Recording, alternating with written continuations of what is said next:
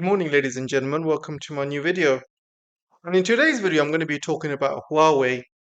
And before I do, don't forget to like, share, and try and comment on the comment section. It really helps the algorithm, even if you say hi, and it makes all the difference. So let's go. So I saw this article here in SCMP, how Huawei silicon strategy defies US sanctions to advance China's AI ambitions.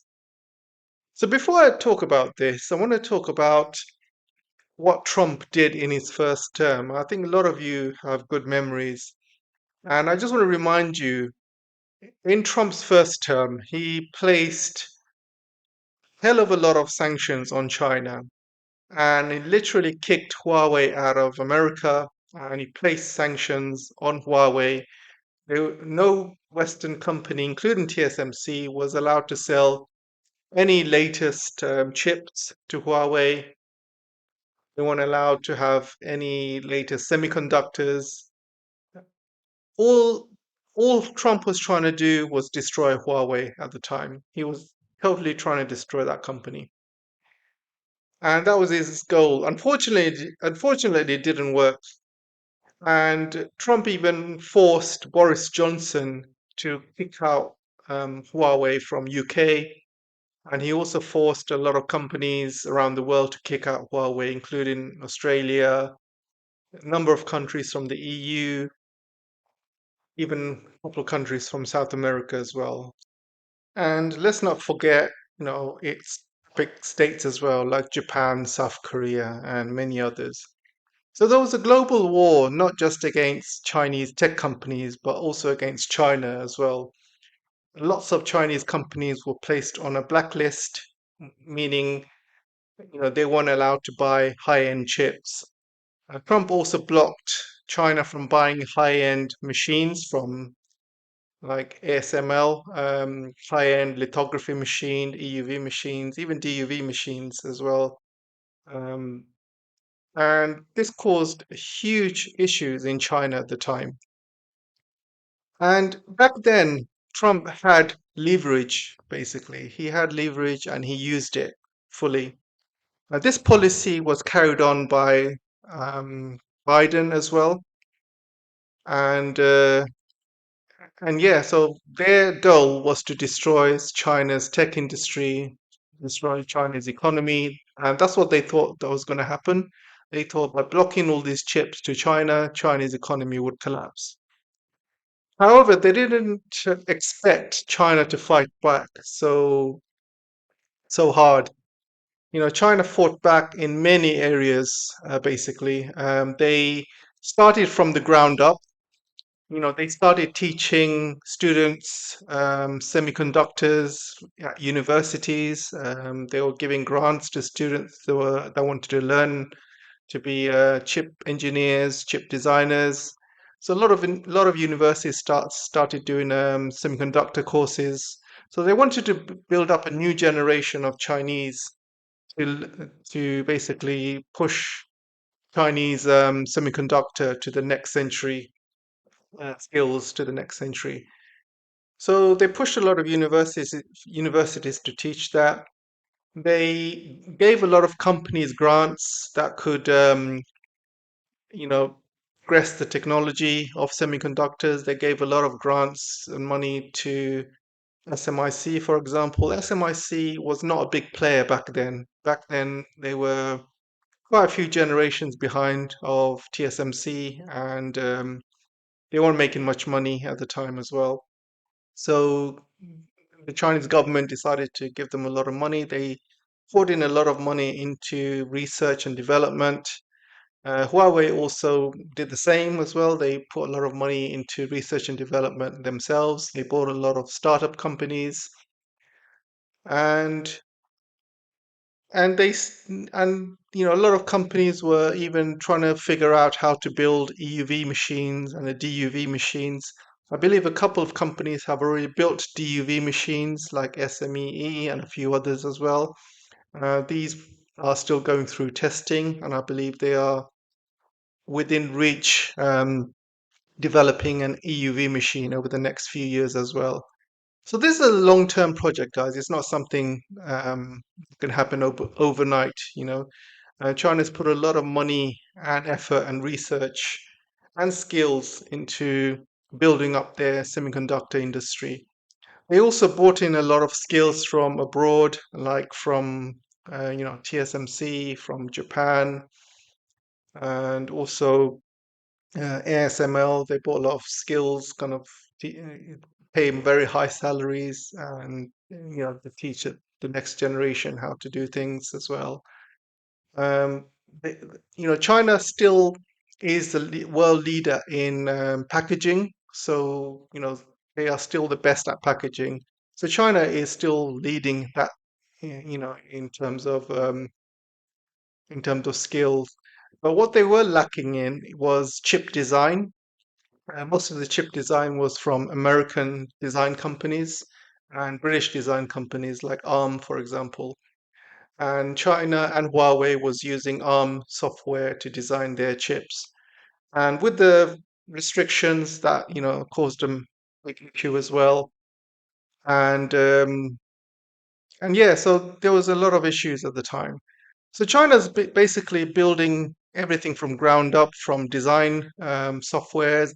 They are using basically PA risks, um, open source um, software to design a brand new designing software. They are teaching a brand new generation and building up a new generation of semiconductor experts. And also, they have some money pouring into companies to build semiconductor machines and chips. And you can see the fruits of the labor now. So many companies are now well established, making chips, making GPU chips, servers, and everything. And you can see a lot of companies coming out of China who are leading the field when it comes to chip design and chips. So I don't think China or Huawei have got very far to go. Huawei itself, they decided to diversify. When Trump puts his sanctions on Huawei at the time, Huawei was in deep trouble. So they had to sell their phone company, Honor,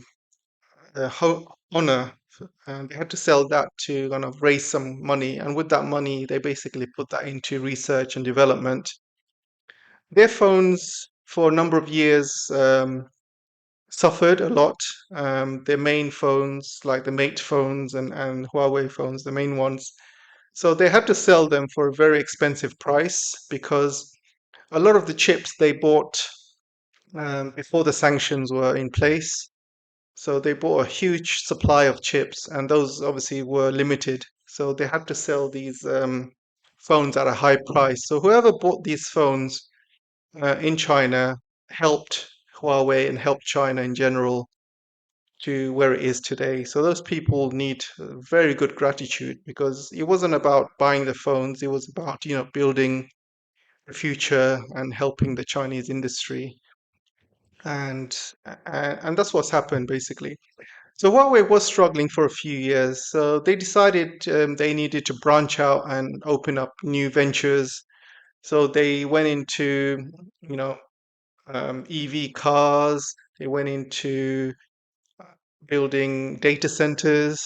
They built their own database, for example, because back then Huawei was using Western products. So like they were using Oracle database, and Oracle was banned from working with Huawei. And so Huawei had to build the whole architecture from new. So they had to build their own database.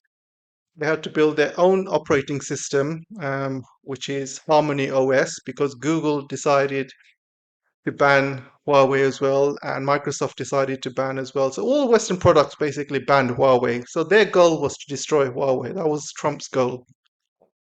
So Huawei built its own operating system. They built their own laptop. They built their own phones with local companies.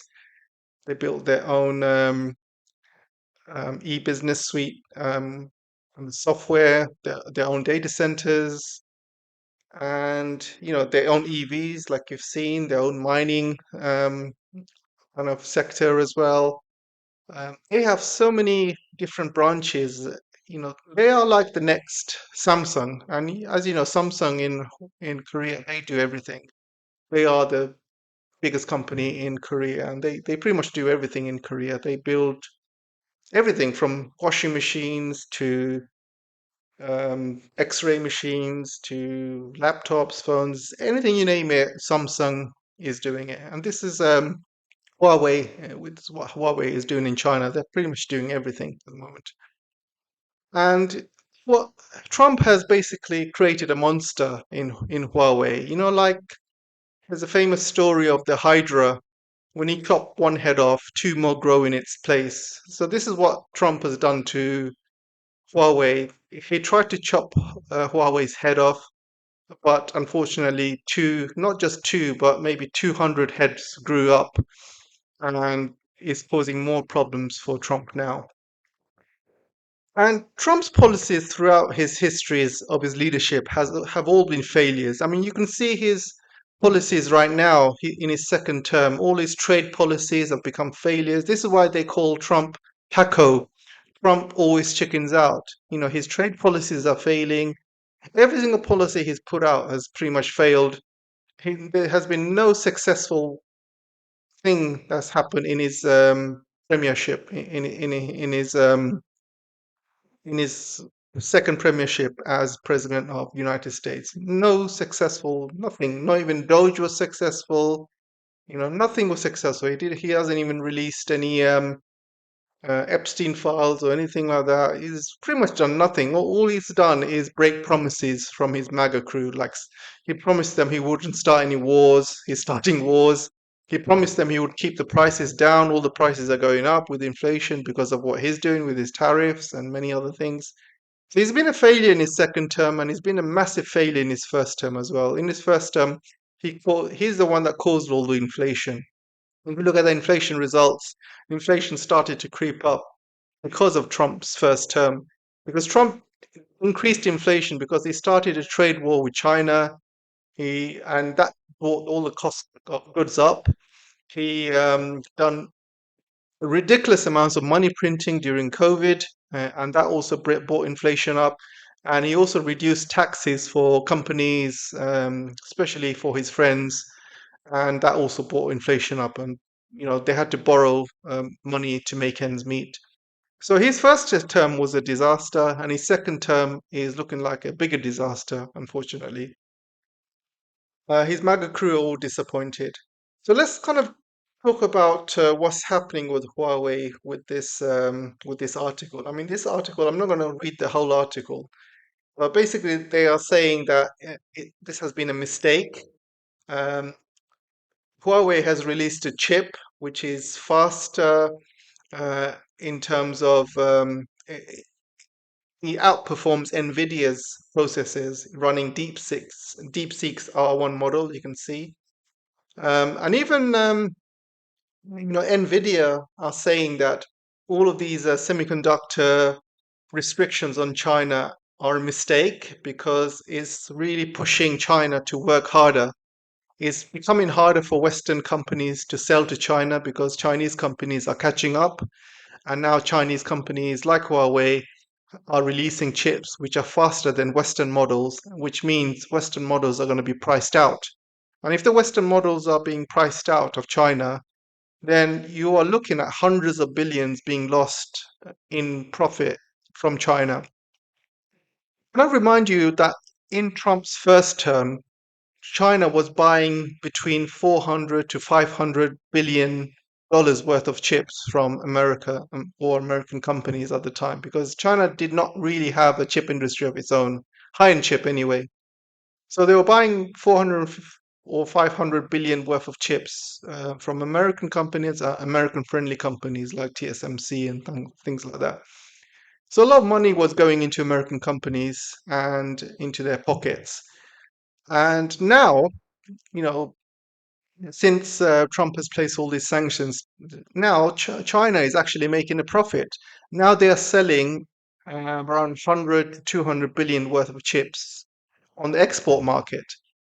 And so companies around the world are buying Chinese chips, which are cheaper, faster. And these are not high-end chips, by the way. These are low-end chips. On a, but China has been focusing on building up their low-end chip sector for a number of years now, and I think pretty soon they are going to take over the high-end chip sector as well. So they are catching up very fast, and Americans, and especially Trump, are seeing this. And you can from this article, Nvidia guy is saying they need to stop with all of these sanctions on China. Is not working. Nvidia has already lost around $8 billion from the H20 chip. And the H20 chip was a chip that they were selling to China, and it's a lower version of the high-end chip. And then when Trump comes along, he said, "Oh, we need to put licenses on H20 chips." And because of these licenses, Chinese companies did not buy these H20 chips, and Nvidia had to basically get rid of them. They are basically it's causing a big loss. And you can see here from this article, I've just highlighted it. I'm just going to read this part out for you. Huang assessments followed Nvidia's disclosure in April that US government now required a license to export its H20 chips to China. The company incurred a 4.5 billion charge in its first quarter ended April 27 owing to excess inventory and purchase obligations for H20. For the second quarter, Nvidia expects a 8 billion revenue loss from the H20 chips ban. So they're looking at 8 billion revenue loss because of this chip ban and licensing. And Huawei has already taken over. Huawei has already released its own chips to fight with the Nvidia chip, and the government is basically telling Chinese companies to start buying Chinese chips, especially from Huawei, because American companies are not reliable. You can buy an American chip one day, then Trump comes along and says, "Oh, you can't sell this to Chinese companies. Let's ban it." And you, as a Chinese company, what do? You just bought all of these American chips. The next day they ban it. So you're basically stuck as a company. You're just stuck with these chips that may or may not work. They won't have any support. So you just wasted a lot of money. So Chinese companies are now going to focus on buying Chinese chips, even though they are maybe one generation slower. This is it really doesn't matter because China has managed to catch up speeds in other ways. For example, with stacking, Huawei has been stacking, two or three chips together to have the same speed as the latest TSMC chip, for example. So China has found ways or workarounds to basically make their chips just as fast as the Western ones. And you can see not only a guy from Nvidia saying it, but so many people in the industry are talking about what a big mistake it is for these restrictions on China because it's just working against America. There's going to come a time when if every single company in China starts, using Chinese chips, then American businesses will be pushed out and they would lose hundreds of billions. And lots of the famous economists are saying that. You got Jamie Dimon, you got the leader of what's it? I think it's his name's Sachs as well. David Sachs is saying it as well. And you can see from the deep seek moment when hundreds of billions were basically thrown out of the American stock market because of DeepSeek got released. Now Huawei's running DeepSeek's chips as well. And also wanted to also show you that a brand new chip is in development in Huawei, the new Kirin 930, excuse me, and that's going to come out in the next Mate 80 series as well. So that's probably come out by end of this year. So what else is there in this article? So I just wanted to kind of say, um, so it's also provided, like, I mean, Americans are absolutely shocked. They provided details of China's or Huawei's 910 AC AI processor for the first time.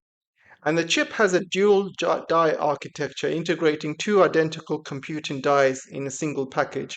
These dies share 8 stacks of on-package memory and communicate via high bandwidth connection fabric, which enables rapid data transfer that is crucial for intensive AI workloads. And can I also remind you that Huawei was allowed to buy chips when they were banned, but they were only allowed to buy 4G chips. So everybody knows Huawei is a 5G company and their phones are 5G, but they were only allowed to buy 4G chips from America. And this was a huge, embarrassment. This is like humiliating for Huawei at the time. Huawei was a 5G tech company, but they were only allowed to buy 4G chips. I mean, this was a huge humiliation by the West. But Huawei is using 5G chips now, and now they are using their latest AI chips as well. And the West is absolutely having a meltdown because of it. And the funny thing was, I think it was last year or the year before when the trade secretary at the time, Redondo went to China and to talk about trade. And during her visit, Huawei released their brand new phone at the time, and it was all over the billboards and everything. And Redondo was one of the main people who was trying to block these chips from selling to China, and she was under shock. And Huawei basically scheduled the release based on her coming to China, and it was such a funny sight. So what else does it say? So you can see that when I was talking about stacking and clustering, Huawei and China have basically perfected this method to have chips just as fast as Western chips. So you kind of get the idea, guys. I mean, Huawei is very fast coming up, and America, even like some companies are even taking, basically taking over. They're having a better breakthrough, and and the more time it takes, the more faster China will catch up to the West and even outdo the West. It's been about how long has it been since Trump's trade war? It's been about, I think, 6, 7 years now. I think it's been since Trump started his trade war with China. And China always said this is a 10-year project. And within three more years, it's been 6, 7 years now. Within three more years, give it like 10 years from the start of Trump's trade war, China would be in such a better state. They would catch up. They would have their EUV machines up and running. They would have all their latest chips, GPUs, processors.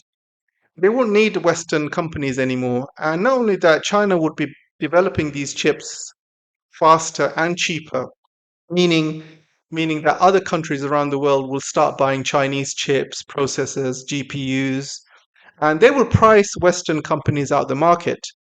And one of the monopolies that Western companies had is the sanctions. So America and Trump and whoever comes along, if they decide to sanction a country, they sanction everything. That includes not allowed to buy the latest sanctioned chips. And so a lot of companies stay poor because they are not allowed to buy the latest chips. But now with China, they can start selling chips to Iran, all the sanctions countries who cannot buy chips from America. China can start selling them to Iran, to Venezuela, to Cuba, to Russia, whoever wants to buy it. There's no sanctions, and they will help these countries develop. And this is absolutely scaring the American companies and the American government, Trump. This is absolutely scaring the hell out of them. That they're going to lose all this control. They're going to lose the market, semiconductor market around the world. They're going to lose the hegemony. And semiconductor is probably the last hegemony America has.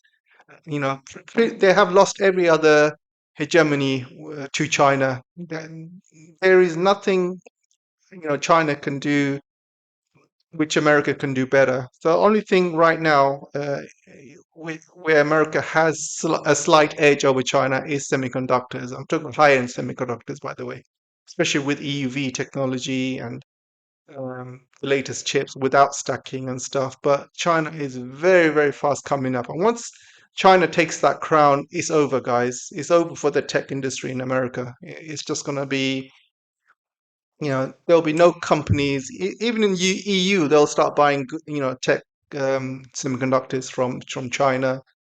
And it's going to be bad news for TSMC as well, the puppet company working for America.